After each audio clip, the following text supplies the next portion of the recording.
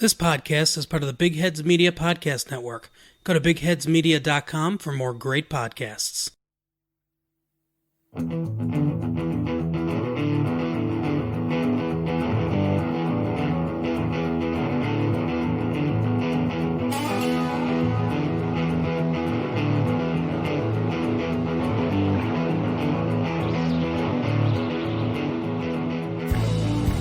Hello, everyone, and welcome to Meow Mix, a Carolina Panthers podcast. My name is Steven. My name is Jerry. And on today's show, we will be recapping the Colts' demolition of the Carolina Panthers on Sunday. Talk about a head coaching interview that actually happened. And we'll do a quick preview of Carolina and New Orleans. Apologize for not having this podcast out immediately after the game. I went and saw the Rise of Skywalker last night, so we are doing this podcast today, and I don't know if anyone's really that upset they didn't get to hear our thoughts of the demolishing of the Panthers, that happened. Maybe everyone's taking a step back, and, we can kind of look at it with a little bit of distance here. Hey, we may have found a possible new quarterback for the future. Mike Pilardi. Yep. You mean Mike Pilardi, not Mark? I think I said Mike. Oh, I thought you said Mark. Mike Okay. Mike or Mark, Pilardi, M. Pilardi. Yeah. Kind of exciting there. We pulled the old fake punt and actually converted it, so that was nice to see. Oh, he was so excited too. He was pumped. He did some little pirouette finger guns. He looked like Shooter McGavin.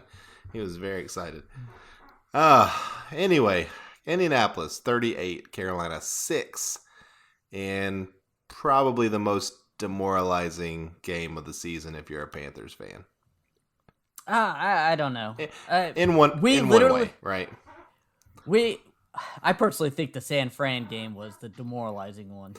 Well, San Fran's a much better team than the Panthers. Yeah, but we thought we were going to hang with them, and we just got smacked around. Yeah, that's true. I want to start by talking about the way the Panthers started.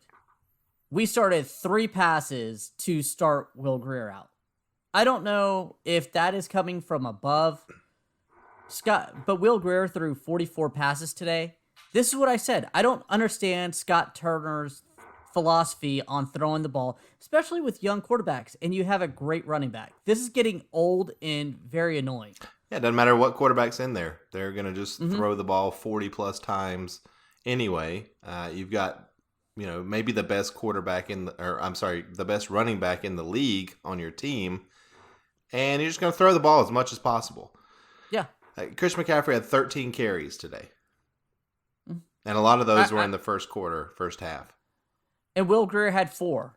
Yeah. One of which was planned, and 3 of those were pass plays that he just ran because there was an option for him to run, which is good for Will Grier. He did the right choice on most of those. Yeah. Let's talk about Will Grier a little bit. He threw 3 interceptions, no touchdowns. Mm-hmm. He was right around 50% completion, a little better than 50% completion. What'd you think about him? I think I understand why they were so hesitant to put him in. I think he has potential. I'm not going to say he's horrible and awful, but he made some bad decisions. He did. But he was also put in a bad circumstance with a bad O-line. And a bad play calling. Yeah, it took 5 sacks. One of those interceptions, I don't know, was his fault really, and maybe even wasn't an interception because just the ruling on the field, Jarius Wright and the defender kind of came down with the ball at the same time. Mm-hmm. Jarius Wright thinks that the tie goes to the receiver in the rule book, and he believes that they came down kind of at the same time before the defender kind of wrestled the ball away from him. So you could debate whether or not that was an interception or not. Either way, it was a I was cautiously surprised by Will Grier in a pleasant way because I thought he looked more. He didn't look totally rattled out there. Like, he didn't look like he didn't know what he was doing. right? He made some good throws. He made some bad throws. He moved around in the pocket a lot better than I thought than Kyle Allen did. Even though he did end up taking 5 sacks, I think a lot of that is a product, like you said, of a terrible offensive line. Dennis Daly is getting beat left and right now. Yeah. They got tape on him, and he can't handle Yeah. it. And I understand he's a rookie. He's also not a top-tier pick that wasn't expected to be out there starting right away. But we have to figure something out on this offensive line. Yeah, offensive line. For any quarterback to succeed. Major problem. But, DJ Moore got hurt early in this game, so he was without his number one wide receiver as well. So, I think all things considered, I was not disgusted with how Will Grier played. I'll say that. And I don't know if that's a glowing endorsement of him, but I thought on a scale 1 to 10, 10 being absolutely a great start to a career, and 1 being, awful, just pure awful. You're like, what did we draft this guy? Where would you rank him? If I'm being honest, I'd probably put him at like a 4. Yeah, see, I have him at a 3. Yeah. Because I saw him throwing into some bad coverages. He was running around. He made a lot of mental mistakes. Yeah. But I'm glad he started. And I wish he would have started 2 weeks ago. Because I think if this was his 3rd game, you'd see something different. But we're not going to be able to see that. He's not going to get enough time at the end of this season to progress or to show that good progression because they stuck with Kyle Allen for so long. Yeah, and that's, again, they should have not gotten rid of Kyle Allen, but moved away from Kyle Allen. I think that first Atlanta game should have been the nail in his coffin. Yeah. They hung on too long. Christian McCaffrey did Christian McCaffrey things. Again, only allowed to rush 3 times because Scott Turner hates running the ball. 13 times. 13 times for 54 yards. He did have 15 receptions for 119 yards. Yeah, on 15 targets. I feel like all they want is to him get 1,000. I think that's a lot of it. I also think that the fact that you had Will Grier in there, who is going to take the dump off pass, or should be taking the dump off pass as often as he can if his first read's not there. The fact that DJ Moore went out, and the fact that, Christian McCaffrey is the best player on the team. Get him the ball as much as you can. And then, there's the fact that he's going for, something that only 2 other guys in NFL history have ever done. I think that, why not make that happen when you're 5-10 or 5-9? Now, I know you're a big component of really wanting to get this 1,000, and Christian McCaffrey is knocking on the doorstep. Does it really matter to you in your head that he did it in this awful season? Because I feel like it really kind of undermines the whole thought of this. The other guys that did it, I have no idea what kind of season they had when they did it. I have no idea. So I think 10 years from now, nobody's going to care that the Panthers went 5-11. They're just going to see that McCaffrey had an amazing individual season, something that, very few players could ever say that they did. He's established himself as a premier player in the NFL. And, regardless of if he stopped playing right now and he ended up with 1,350 rushing yards and 930 receiving yards, it's not really going to matter if he gets another 70 yards in the grand scheme of things. But on paper, it looks really nice. It's an exclusive club. And it matters. It certainly matters to me. I'm looking for any kind of positives that come out of this season. That record just doesn't hold it for me. Maybe because of the way we're losing, and I feel like we're feeding him the ball to get him the last few games.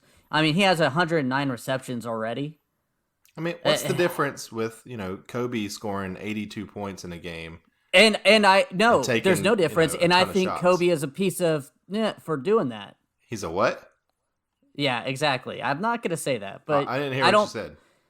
I don't like that. I don't like Kobe doing that. Why? I don't like Kobe as a player for that. Why? Because if you did they win? Yes. Okay, well, that helps. Winning helps. I don't like it. I know that a lot of people are cheering for it like you are. I just... What else do we have to cheer for? I feel like it's tainted. I guess that's what Oh, I feel think it's a that's tainted. crazy. What if he rushed for 2,000 yards? Would it be tainted? I bet you if he rushed for 2,000 yards, we'd be in the playoffs. What if we weren't? What if we were 5-10 and they were rushing him Yeah, 25 times a game? I still think it would feel tainted Why? because winning matters. So you're saying if your best player puts up an incredible season, you I don't am care not- about not- it because it I'm doesn't not fit saying your I don't standard care about of it. I'm how not the game saying should I be don't played? completely care about it, but it feels tainted. It doesn't feel as good as it would be if it was a winning season. I think it feels better because this is all we have. This is And all with we a better have. team around, and that's kind of my point too. If that's all we have, then this team is so much further away than we anticipated at the beginning of the season. Yeah, but we know that now. We're 5-10. And on a better team, he won't be getting these numbers. I don't necessarily know that's true, but the fact that we don't have a great team means that he gets more opportunity. And the fact that he is maybe the best player on the team also, why not feed him? I completely disagree with you on this. I understand that. I just feel like it's a tainted record that he's gonna get. I mean, it's not he's like Barry gonna- Bonds hitting the home run record. He's not juicing. He's not doing anything illegal. He's making the most of his opportunities. Why is that I understand. tainted? Why are you holding I him just- responsible for the Panthers being bad? Well, I think a lot of this is because he was so far away from the receiving record, yardage wise, until recently when our whole season collapsed. He's gained so many yards the past few games because of this Scott Turner throwing 50 times a game idea, and it just feels tainted to me. I'm sorry. He's going to end with 1,400 yards and 1,000 receiving yards, but it just feels it would have felt better if he got it more naturally, I think. He's going to also end with 120 receiving or receptions too. So do you think that that the fact that they've been feeding McCaffrey as much as they have, particularly in the air, has cost us games? I do a little bit. Wow. I mean, don't get me I'm kind of wrong. shocked I know. by that. I don't get me wrong. I think feeding McCaffrey in the passing game does help a lot. But I think if we go to him 15 times, that's a lot. He caught everyone, yes. And again, I don't want to pass the ball 47 times, 44 today. I don't either, but I mean, I guess if you give up 2 punt return touchdowns, you give up and another, you're down 21-3 at halftime, you're not going to be running the ball trying to get back in the game. You're down 21-3. I mean, if you score on that opening drive, you stop when you score, you're down 21-10. That's 2 scores. You don't need to throw the ball nonstop in that point. Yeah, I mean, you have a half. Did you watch the game? Yes, I watched the game. Did you notice that the only time the Panthers moved the ball is when McCaffrey had the ball in his hands? Yes. And again, I don't think that's... I like McCaffrey. I am not dissing McCaffrey. It's just... It's getting to the point where why are we only rushing him 13 times? We need to rush him more to win. Why? What's the difference between an 8-yard rush and an 8-yard pass reception? There's no difference. It's 8 yards. Because of 5 sacks. Because there's so many times that our quarterbacks are getting racked quickly by the offensive line sucking. If you run the ball, it pushes the defensive line a little bit further back. They can't pin their ears back and get those sacks. It gives Will Grier more time to progress down the field instead of always having to dump the ball off to McCaffrey. But do you know how to avoid sacks? You dump the ball off to McCaffrey. Honestly, we're just gonna we're gonna chase our tails around here. No, I'm serious. If you're throwing to McCaffrey, you're not getting a sack. It's when he's trying to go deep downfield, go to Samuel, go to DJ Moore, throw a deep pass to the lumbering Greg Olsen. That's when he's getting sacked. So 6 points. That's what your type of offense is going to produce. That's 6 points. Look at how many points the Panthers have scored since we've started doing this nonstop, going to McCaffrey in the air, throwing 50 times. I think, again, the record seems tainted because we are throwing 50 times in losses. I mean, let's see. The first game of the season, McCaffrey had 10 receptions. The fourth game of the season, McCaffrey had 10 receptions. Then the Atlanta game came and he had 11 receptions. And yeah, he's had more receptions the last, 6 games. And that's when we've been started this crazy run with Scott Turner. No, Scott Turner didn't take over until after the Washington game. It's only been the last, 3 games that Scott Turner's been on the offensive coordinator. Hold on, let me find something. You're right. But Kyle Allen threw 40. I said Scott Turner. It's both Turners. Because Kyle Allen threw 46 times against Washington the week before that. This is the type of offense, and Christian only ran 14 times, and he caught 7 passes out of 12 targets. I don't know that the fact that I don't think that, let me say this, I don't think that in week 10 or 9 or whatever that Falcons game was, that they suddenly decided, and by the way, I think at that point they're 5-5, that they suddenly decided, screw the season, we're just going to start trying to get McCaffrey this record. I don't think that why would that happen at that point? We're still thick in the playoff hunt at that moment. I don't think at that point, but I think the past 4 games or so we have been. Well, with the past 4 games, we've been out of it. Yeah. As soon as we got beat by Washington. We're not going to agree, and let's move on with continuing talking about the game because... Yeah, but nobody cares about the game. Well, Greg Olsen cared about the game, and he had some things to say about the game. After this, after the game, he said, right now, I'm not sure what our plan is. I think we want to win now, but we want to build for the future. It's really just tough way to operate right now. Players are underperforming. I think it's right now a very collective failure, organizational failure. Fans deserve better. A lot of guys in this locker room deserve better. Coaches that have been around here deserve better. It's just been an overall failure, I think is the best way to put it. He's gone. I think he is going to the booth. Oh, yeah. I think regardless of how this season went, he was probably going to the booth. But I completely agree with him on that.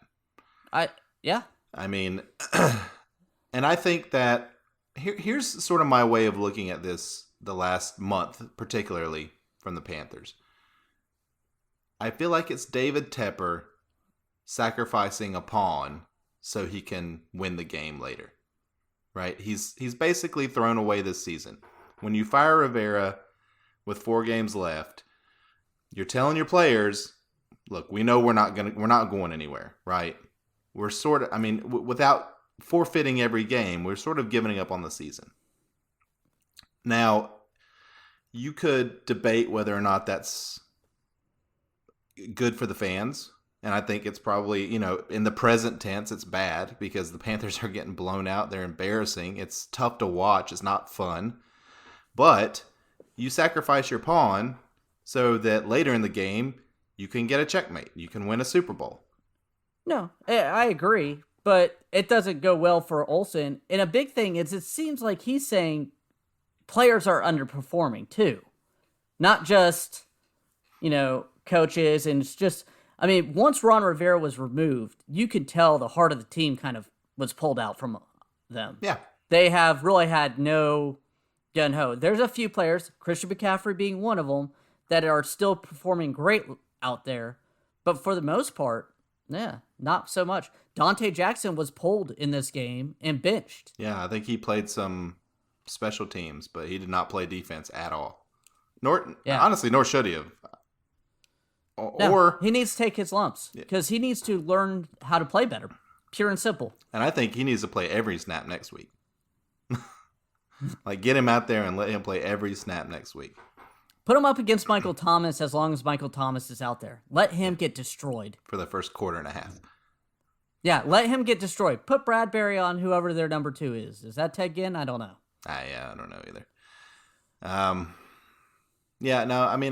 Like I said, I agree with Greg Olsen. And obviously with Tepper kind of pulling the strings and, low-key giving up on the season, that's not going to sit well with the players. particularly the veterans, the guys that have been there forever. Your Luke Kuechly, your Greg Olson, and he even mentioned it in his quote there.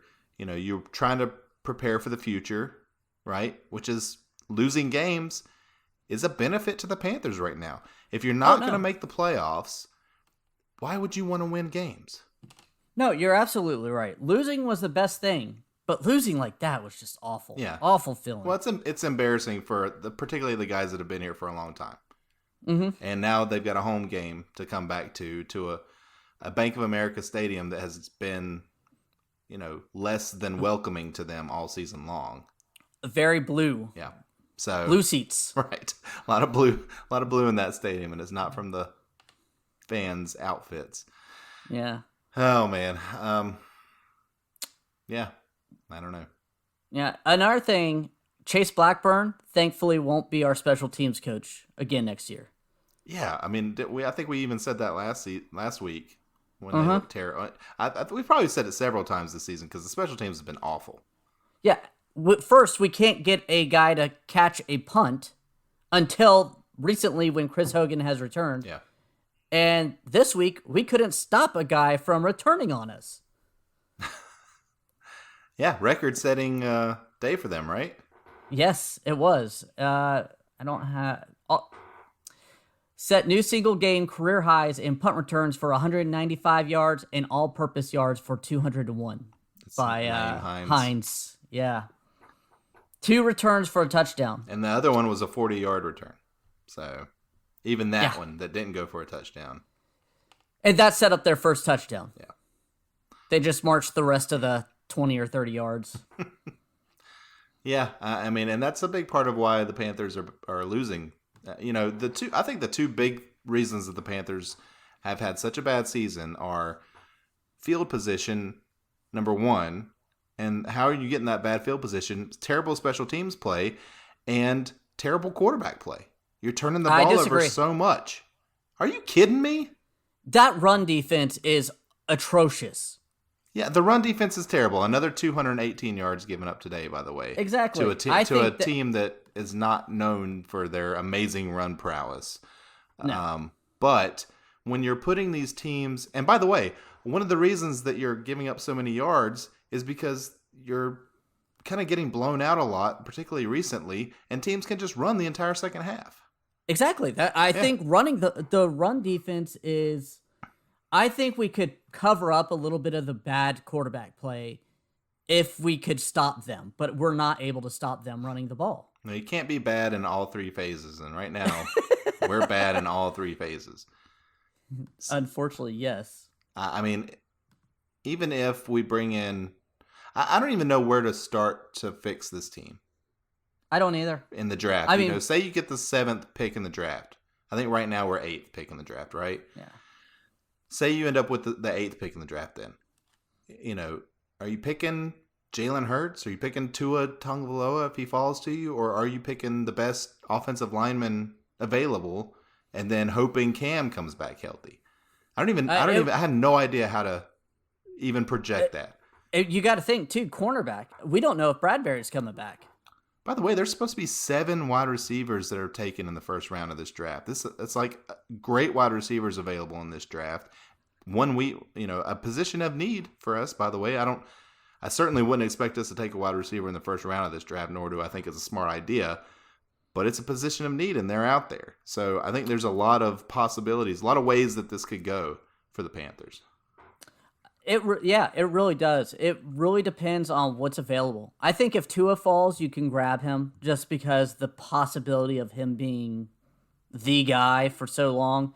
But other than that, whoever's best on your board, corner, tackle, defensive tackle. Yeah. Don't reach for a quarterback. If Tua's not there, obviously Burrow's not going to be there. Do you reach for Jalen at 8? Probably not. I don't think. God. I don't want Jalen in the 3rd. Jalen Hurts, isn't he going to be a top 10 pick? Who am I thinking of? What's the other guy? The guy from Oregon. Oh, his name is slipping my mind. That's who I'm talking about. Yeah. Jalen Hurts, he's the guy in Oklahoma. Yeah. Yeah, that's not what I'm thinking of. Justin Herbert. Herbert. That's who I meant, Herbert. Uh, Yeah, I've seen some mocks with us taking him when we were sitting at the 11 spot. So I don't know. I mean, if you're going to take him at 11, you might as well take him at 8. But my thought is this. I know you were kind of on there. Sorry about that. That's a problem. My thought is this. Whoever the head coach is coming in here, if they love Herbert that's fine. Get him then. If they love him, think he's the bee's knees, again, top of their draft board at that time, grab him. But otherwise, I don't want to reach too much. Because if our coach is like, I don't think he's that great, but we need a quarterback, I don't want him. Get somebody else. We'll find something else later on. Yeah. Because reaching is going to hurt us. That's what hurt us in the Dave Gettleman draft with cornerbacks. Remember, we kept drafting cornerbacks, hoping one picks. Yeah. Luckily, Bradbury became something decent, but And now we have to pay him or let him go. Yeah, I mean, other than running back and maybe linebacker, I could see us drafting any other position in the first round. I mean, you don't take a safety that high probably, unless he's Jamal Adams or something. But I could see us taking any other position. I do too. Outside of I don't see a kickers and all receiver that. either. Yeah, maybe I don't not see a receiver. receiver. Maybe not that high. I think they should draft a receiver at some point in the first 4 rounds though, because we need somebody else. Curtis Samuel's not the guy. We'll see. I think he's getting open a lot. I just don't think the players are going to him some reason. Yeah, I don't know. And now this is basically 3 quarterbacks this season, even though Cam was hurt, who just haven't gotten him the ball. No, you're right. I mean, but what I've seen, I keep seeing him get open. I don't know why he doesn't get the ball more. I don't know if it's design play or if they don't trust him. I don't know. All right. Well, I know this is a terrible game to talk about, and it was just demoralizing to watch. But do you have any other thoughts on the game specifically? One more game left. One more game left. Do we want to do heroes and zeros? Christian McCaffrey, No. hero. Yeah, Christian McCaffrey's always a hero. I mean, Zero. There's just too many options. yeah. I do want to say, Joey Sly, since that terrible game in, what was it, Atlanta, where he missed 3 or 4 kicks.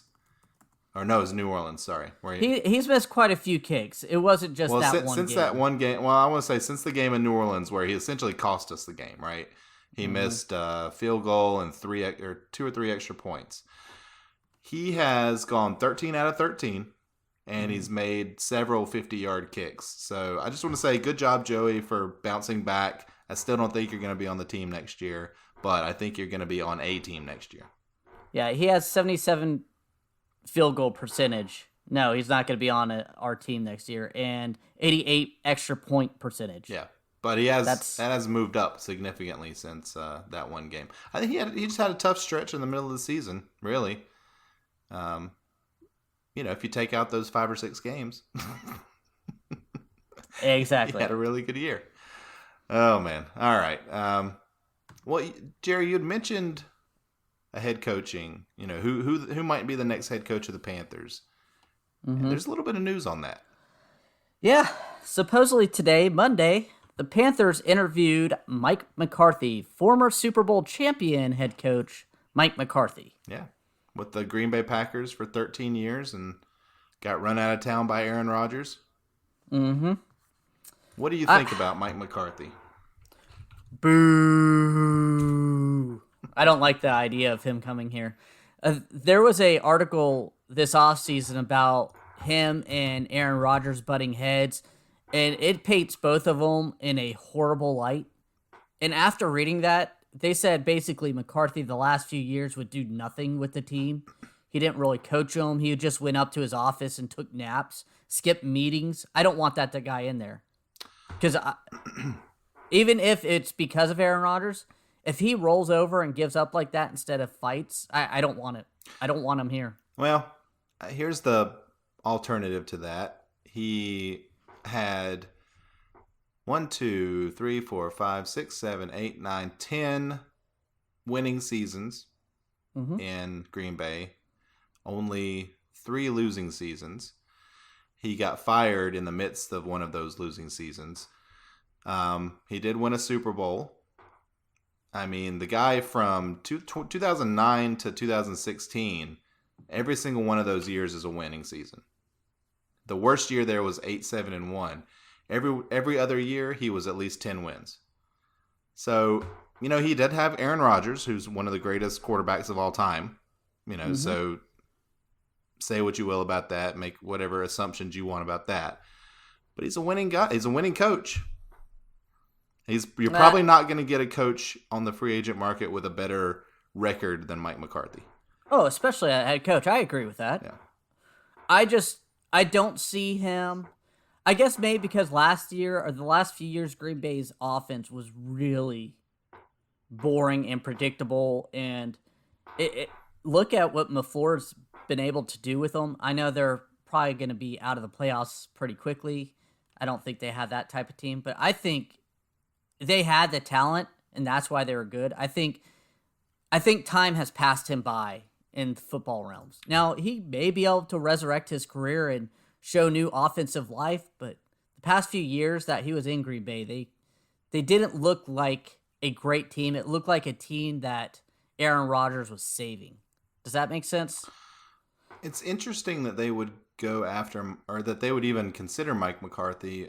I mean, I know Tepper said he wanted a offensive-minded head coach, but it also sounded like he wanted sort of a younger coach that had more of an eye towards analytics. I don't know Mike McCarthy's stance on analytics. Maybe he's just crazy about analytics. I have no idea. But I was a little surprised to see them go after, or the appearance of going after somebody like that. I don't know. I mean, it's the first interview. It's the first interview. I would not be shocked if Mike McCarthy didn't get any other interviews, if somehow he came in as a special creative type, like a coaching, not assistant. Like an offensive coordinator, perhaps?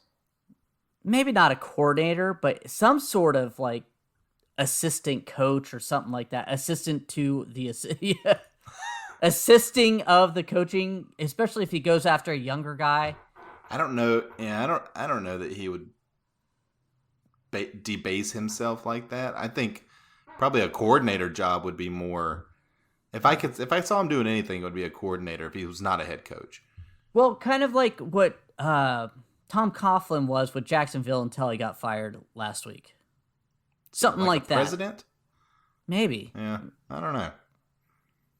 I just knowing what Tepper has kind of said about what he's looking for in his front office, I don't think McCarthy really fits that mold. I don't either. So. It also may be a hey, do you mind giving Mike McCarthy a head coach interview early? That way he can kind of drum up some things. Those type of things happen quite a bit. Where I love the fact that they interviewed him. Honestly, I mean, why not? He's probably the most statistically qualified head coach out there. If you want a winner, run him through the ringer and see what you think about him. Why not? I love it. If they hire him, I'm not going to love that, but I love the fact that they're interviewing him. I have no problem with them interviewing. Yeah. Turn over every stone for the guy you want. Yeah. All right. Well, you want to take a quick break and come back with the preview? Yep. Sounds good. All right. We'll be back in 1 minute. Hey there. Are you a college football fan? Well, I'm Andre Cherry, and on my show, the Cherry Pickin' Podcast, I dive deep into the world of college football during each week of the season. For the past 9 seasons, fans have come to my site, cherrypickinsports.com, to hear my college football analysis and game-winning predictions for each week of the season. The Cherry Pickin' Podcast is presented by the Big Heads Media Podcast Network and can also be found on Apple Podcasts, Stitcher, and Spotify. Make sure you click the subscribe button today. And we are back. All right, time to talk about New Orleans at Carolina. New Orleans comes in as a 13-point road favorite. Not surprising at all because New Orleans actually has something to play for this time. Yeah. Week 17 of last year, famously, they sat all their starters. Teddy Bridgewater had not played a game that season, and he came out and he looked terrible. The Panthers won that game. Kyle Allen's first start, by the way. And really messed up our draft position. That is not going to happen this time. And supposedly Sean Payton only had like 10 plays that he called on offense. So that's why they looked so lethargic, because it was like a high school team trotting out their playbook that they played, trying to lose the game. It's almost like they did it on purpose. Oh, I'm sure they did. And it was, I mean, I hate Sean Payton. He has a punchable face. Tell me, if he wasn't our coach, you would be ecstatic with that thought process. Sean Payton plays chess. He does not play checkers. No injury reports out yet for this game, but I think we know a couple of Panthers who probably won't play. DJ Moore went out and is currently in concussion protocol from the last game. And Brian Burns got hurt, I believe, on a special teams play sometime. Mm-hmm. I don't remember exactly when in the game it was. I sort of blacked out for most of that game. But it was a shoulder injury. I don't remember. I think it was on special teams. Might as well sit him at this point. You're not going to, I mean, you haven't been playing you didn't play him when it mattered. Yeah. And you think he was up to like 38% of the snaps or something this game until he got hurt. But just ridiculous. It's disgusting the way that they've handled him. Mm-hmm. So, this is a game that the Panthers honestly need to lose. Don't surprise the world and come out and win this game and drop yourself 5 spots in the draft. Yeah. I mean, the Panthers are currently sitting at the 8th draft pick. So just continue. If they lose this game, the 8th pick is what we'll be at. Yeah, more than likely. I mean, or that or higher. Yeah. Could be all the way up to 6th. Probably going to end up being about 8. Yeah. More than likely. Just looking at the teams ahead of us, who they play. But the New Orleans Saints are a team that needs to win, and they can win. Yeah. Average 27. Sorry. Go ahead. I was just going to say, based on that, I was going to say, the New Orleans Saints is going for a home field advantage, going for the number 2 seed, a bye. So, and that kind of depends on also what happens tonight with Green Bay. If Green Bay wins, then, a win by New Orleans Sunday does not guarantee them anything. So there's still a lot of kind of moving parts there, but it is a 1:00 game. So New Orleans should be playing pretty much all their starters. Go ahead. Yeah, that was basically what I was going to start with. And they average 27 points a game, 373 yards all together, 265 yards passing, and 108 yards rushing. I predict they're going to rush probably more than that, but we'll see. They really have the firepower to do it. The number 1, Michael Thomas, broke the record for receptions in a season last week, and he is currently sitting at 145 receptions. That is monstrous. That's crazy.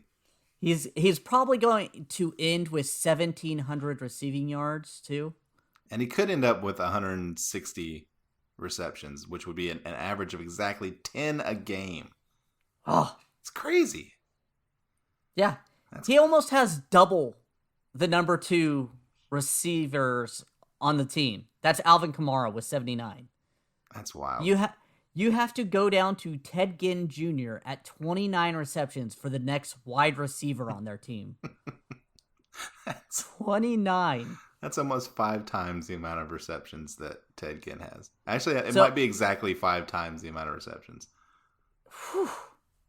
But he produces. I mean, 1,700 yards for a season as a receiver. Whew. And this is an example of a team feeding someone and not losing games, Jerry. Yes, I know. Something the Panthers struggle with. I just don't think it matters. That's all I'm saying. I don't think it matters. But you get the best player of your ball. Go ahead. Yeah, but they rush the ball more than 13 times a game. True. Although Kamara hasn't gotten nearly the amount of rushing work that he had last year. No. Actually, Latavius Murray has 129 attempts compared to Kamara's 163. So they're rushing Murray quite a bit. Yeah. And he's doing well. He's averaging 4.5 yards per carry, so it's not like... Yeah, Kamara missed a few games this year as well, so Latavius Murray had some pretty big actually some pretty big rushing games this year. He's looked really good. That was a good pickup for them. Mm-hmm. Yeah, I don't know how much you really want to talk about this game other than the fact it's the last game of the season.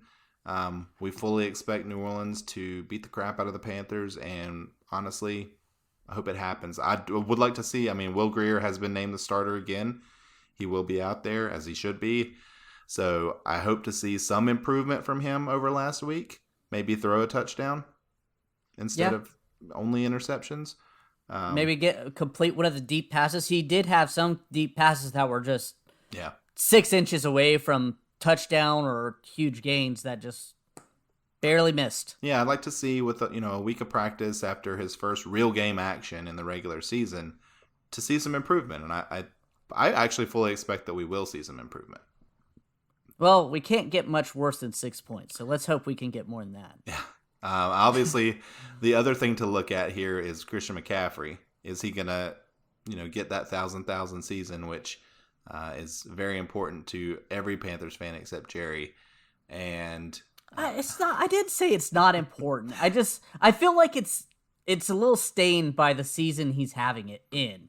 He also has an outside shot at breaking the all-time yards from scrimmage record, which I think he's still a couple 100+ yards away from that. So that's probably not going to happen, but it could. He's had over 200 yards in a game before. So I don't think he's going to break that, but I think he is going to get to 1,400 rushing yards and 1,000 receiving yards this game. Yeah, which is still an incredible season. It is. An incredible season. So all pro for sure. But the real question is, Jerry, do you think they're going to rush him more than 13 times this game? So given all the factors, and Alvin Kamara, you know what? We've got a beer bet of the week. Let's play the sound. Beer bet of the week.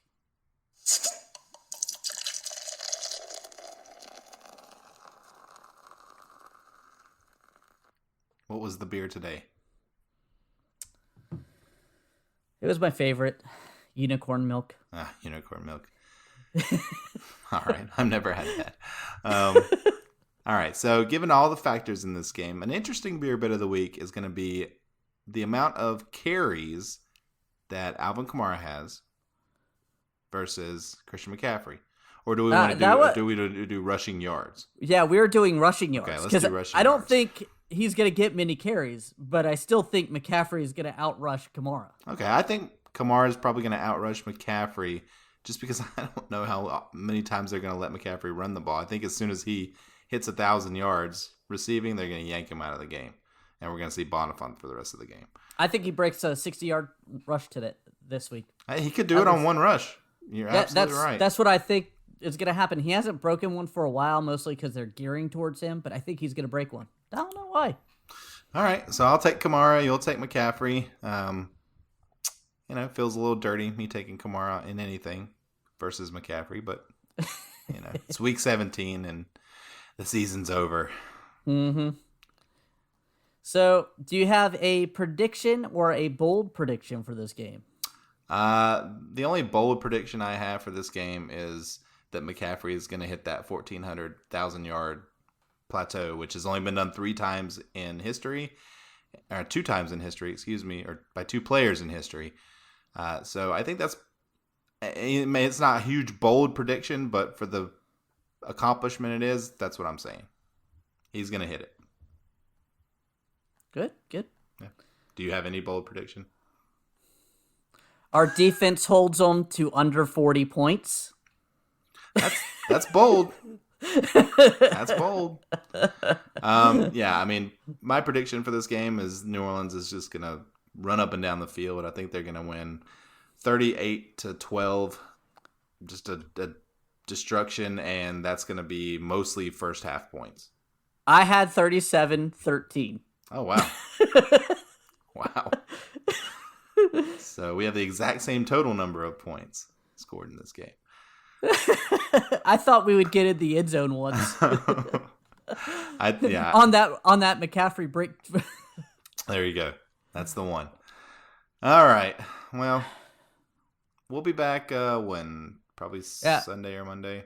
Yeah, Monday we'll be back. We're taking this week off for Christmas. Yep. And really, there's not much game preview or anything that people want to watch. But once we're done with that game, we're going to start talking about the coaching search, free agents, and kind of getting into the offseason while touching on the NFL playoffs if you want to stick around. Yeah, the offseason schedule will be a little different. We definitely won't be going 2 times a week. One time a week or once every other week. We haven't really figured that out yet, but we'll definitely break in if there's any breaking news, anything like that. But yeah, for the off season, it's probably going to be a couple times a month, maybe a little more depending on what's going on. Yep. All right. As always, we want to thank everybody for listening. You can follow us on Twitter at Meow Makes Podcast or email any questions to meowmakesmailbag@gmail.com. Keep your head up. The draft is soon, and we're going to be picking early. Until Sunday, everybody, keep pounding.